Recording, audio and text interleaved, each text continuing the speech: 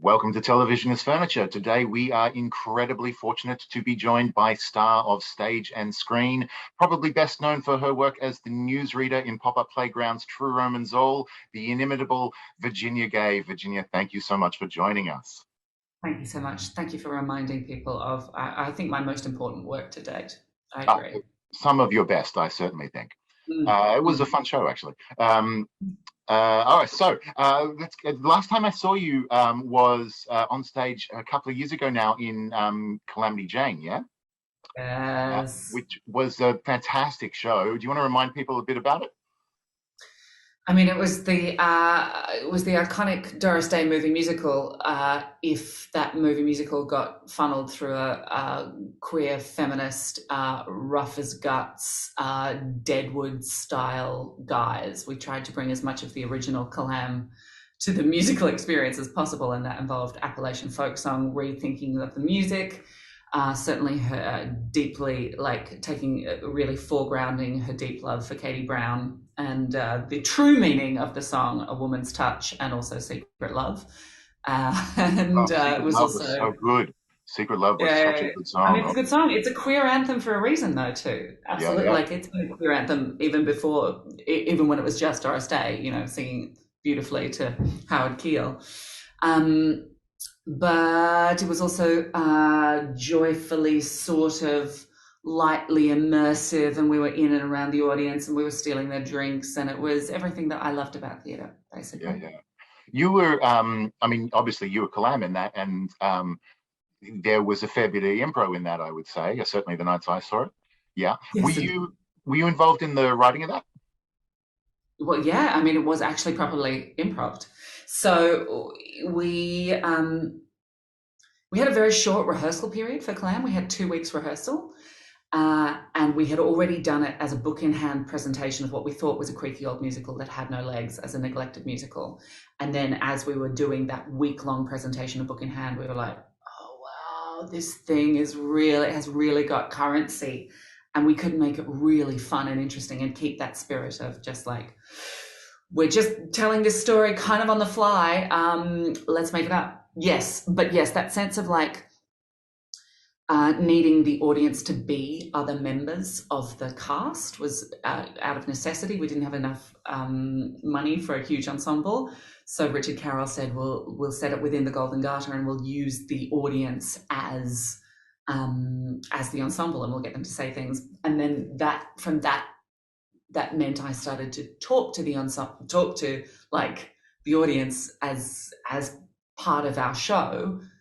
And that meant there were certain points where I was fighting for the right for Katie Brown to do her song, where the show wouldn't continue unless somebody in the audience said give her a chance, or go on, Calam, let her. And that was just, oh my God, that was so thrilling. Every night I was and the nights when nobody would talk, I'd be I've got all the time in the world. I was your weird mum school teacher. I was I can wait as long as you can. Huh? If we want to go on with the show, then somebody has to. There we go. That's so great. I ask not just because I like being able to relive that memory, but also because your most recent project you've moved into playwriting, as well as being the fantastic stage presence that you are, that being the production of Cyrano, that I guess the burning question on certainly my mind and probably everybody else is, are we going to get a chance to see it? Because it was tragically shut down, I think, on the night of opening. It was indeed 3 hours before opening. Lockdown was announced. And an 8 p.m. lockdown and not a midnight lockdown. So we were I see. Okay. Yeah. We're going to get a chance to see it. Oh God, listen, we're all hoping as much as everybody else. We are really we're really determined to bring it to people, because it is a show so abundantly about somebody who isolates themselves to protect the person that they love most in the world. And that is true of everything that we are doing as a society at the moment. And it has a happy ending because I have no more bandwidth for tragedy. I actually just can't. I have nothing more anymore, and I don't think there's an audience for tragedy right now. I really don't. I think we've had enough just at the moment. And not to say that, like, I'm not generally considered the tragedy queen at the best of times. My general theory about the world is how to change the world through joy, like how you actually how you make significant change in the world through joy. So we want to bring it, and we're exploring every option. And we're talking to people and we're hoping for things, but it's tough times for live performance at the moment. It's really tough. That's so true. That's so true. Every interview I've done, every review I've done has always so far been about, it's been a hard time for performers in the last 18 months. But then at the same time, talking about joy, you do radiate joy. So even over the screen, it's kind of amazing. Is this the first play you've written? Yeah, great question. Okay, so if you want the actual history of my writing, I wrote a play when I was 14, which was called, I think it was called The Trials of Hercules. And it came, I don't want to be like, but this is a bit of a scoop and I haven't spoken about this to anybody else. It came third in the Sydney Theatre Company's like Young Playwrights competition. And I remember then being like, whoa, that feels really impressive. And then I never, ever did anything else. So I've of course always written my own cabaret shows, but that cabaret, as you know, is actually like get a set list of 10 songs and then find enough fantastic stories to connect those songs and to make those songs feel relevant and worth listening to. So that's a kind of writing, I suppose. I mean, I have made 3 of those. So yes, that is true.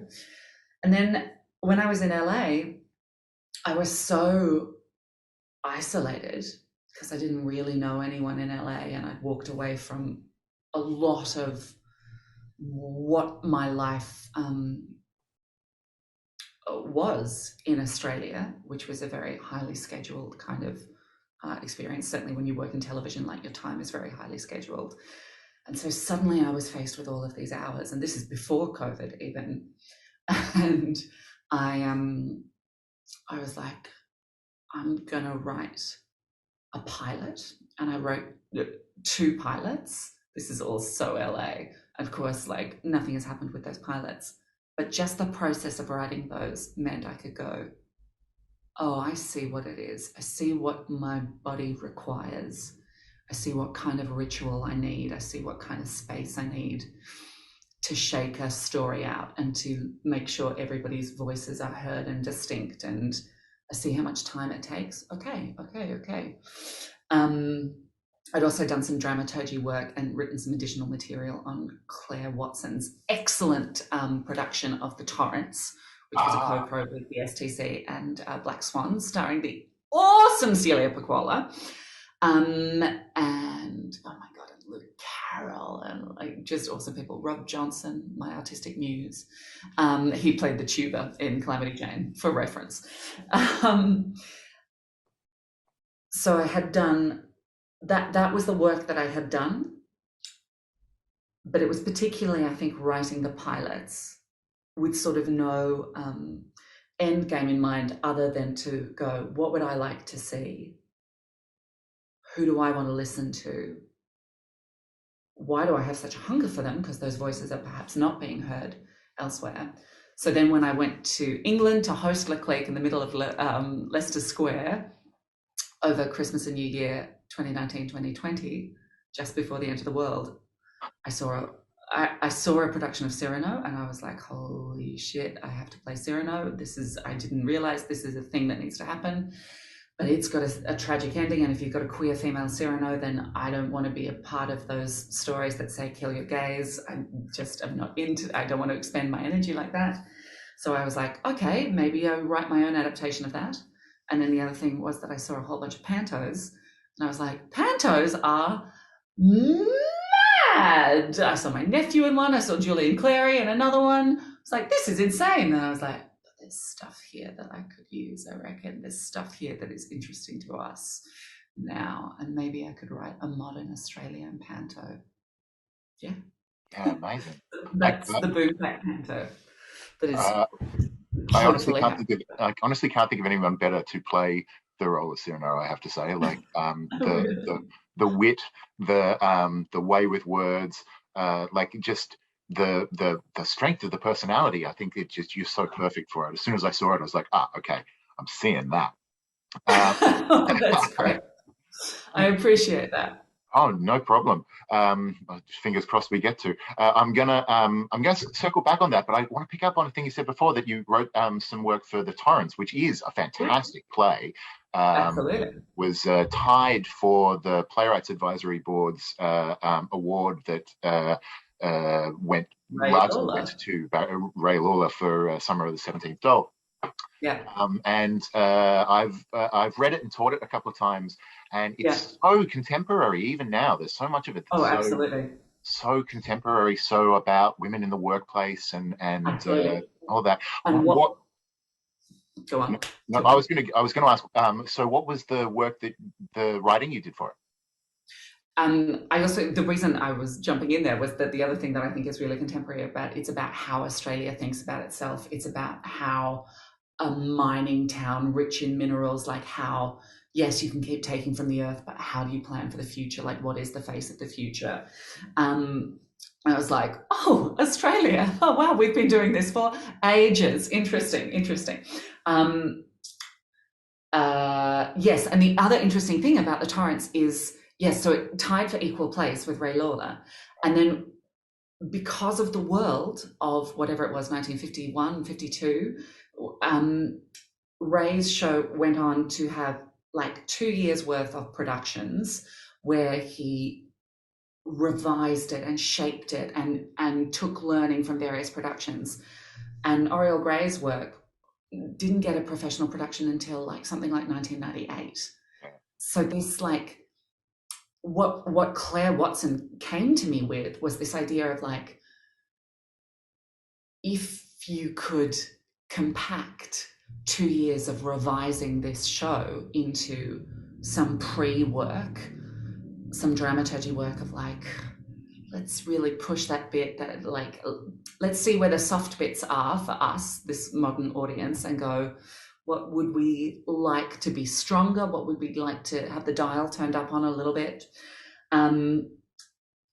What has no sort of cultural currency anymore? So I was stripping back a lot of the old, the jokes that might have had some awareness in the 50s, but were jokes that were written to be said by people in the 1860s in Australia. So like several layers of like archiving of thought, if that makes sense.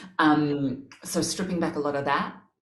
And we got permission from Oriel Gray's estate to do that, and said, like, this is what we want to do. We want to offer just some version of the amount of work that Summer of the 17th Doll got. We just want to offer that, shake it up a little. I think I wrote I didn't write much new material at all. It was more like refining what was there, and then maybe just a couple of sentences, a couple of little, maybe 3 or 4 lines here and there that just pinged more or pointed us more in the direction of like, this is the important bit.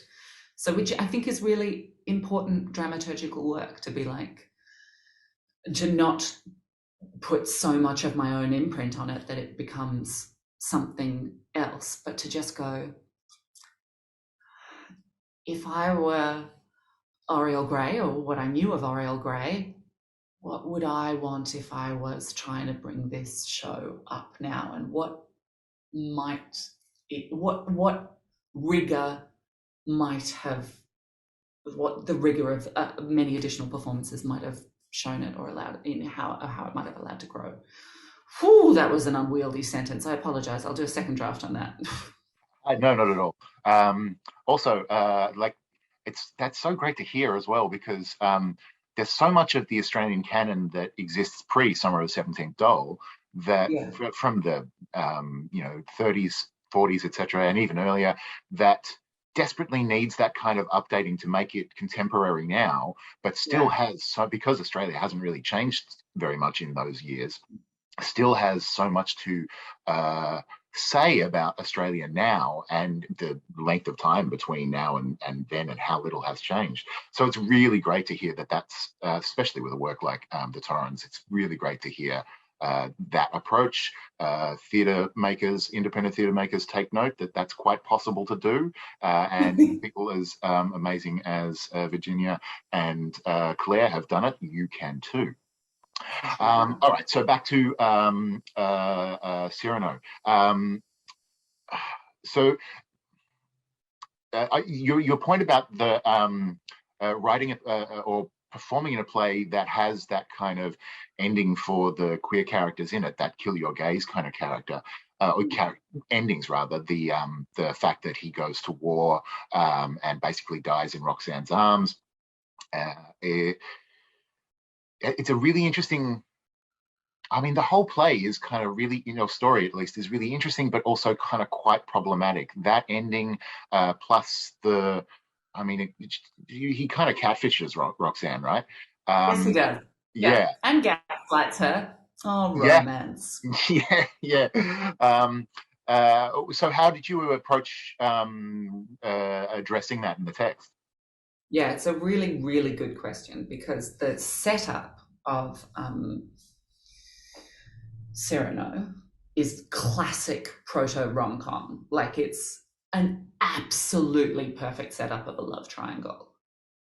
And I remember that's when I was watching it, and I was like, "Oh, this would be so good. This would be so good with a female Cyrano." And so, like, and I mean, I saw James McAvoy's production, and he was fucking incredible in it. He was so fucking good, and he's such a theatre animal, and it was a joy to watch. But I remember watching it, going, I can feel that this role would ask everything of me. I want an opportunity to do it, and I bought 2 copies of the Martin Crimp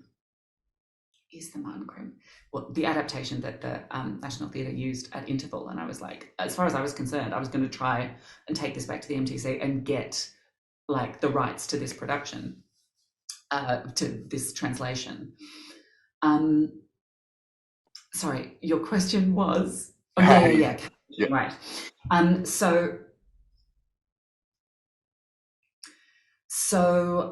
because it has a tragic ending, the original, you can excuse ish the terrible machinations that Cyrano goes through, which involves manipulating Roxanne. Oh.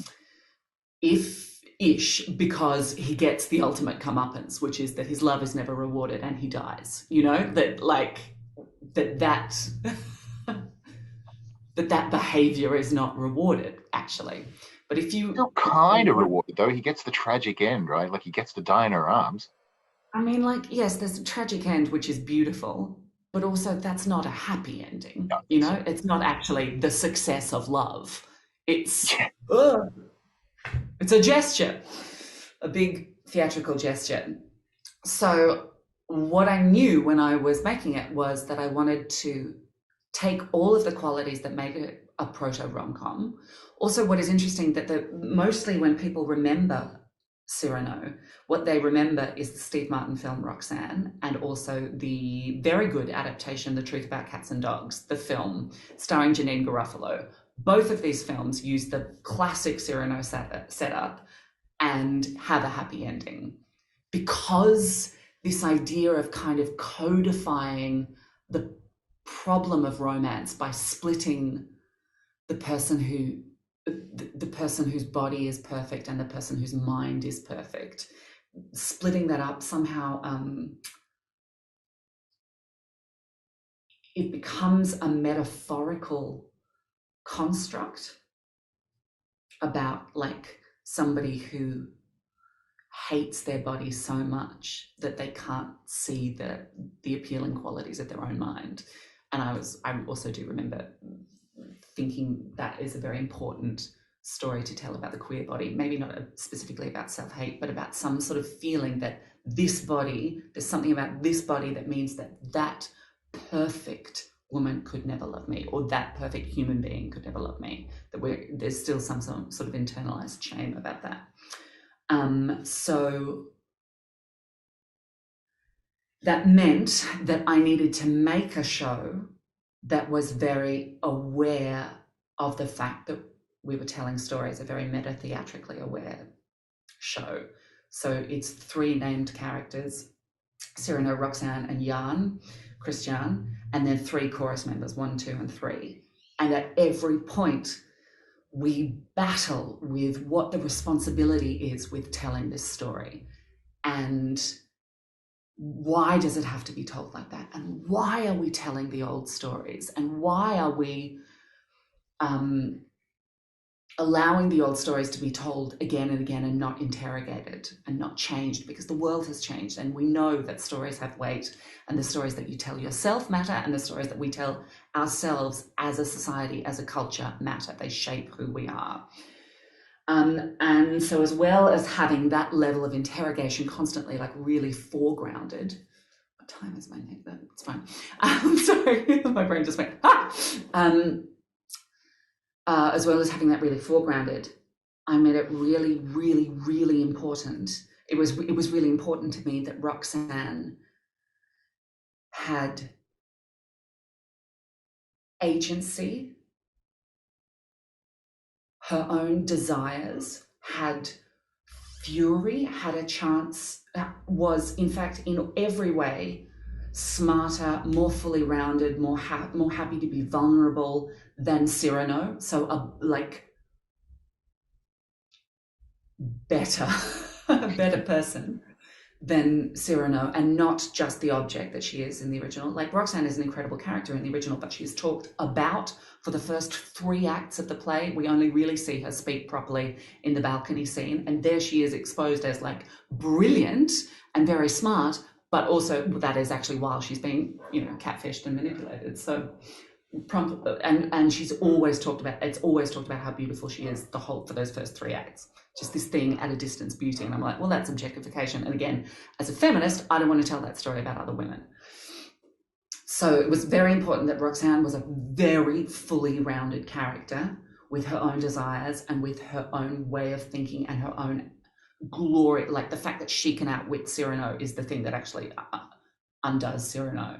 Like, that's the thing that makes Cyrano fall in love, because she's never had her brain run rings round before, and here's this incredible woman, and she's beautiful. So that it goes in that order. And it's really important to me that Roxanne comes and fights, basically, and says, how dare you? How dare you do this to me? This is what you have done to me. This is why it is unacceptable. Like, to give voice to a woman, like to give voice to all women, like to model that sense of going, we shouldn't be gaslit. Nobody should be gaslit. And let's fucking take those gaslighters to account. But then, how you take that from that level of rightful ire back into the world of a romantic comedy and a happy ending, that was the real challenge. That was a real, real challenge. Well, don't spoil it for us, just in case we do get to see it. Again, I'm going to say I really hope we get to see it. I was so looking forward to it, and I still am. And you are a true joy to talk to again. It's been far too long. Thanks so much for joining us. Thank you so much, Robert. I appreciate it.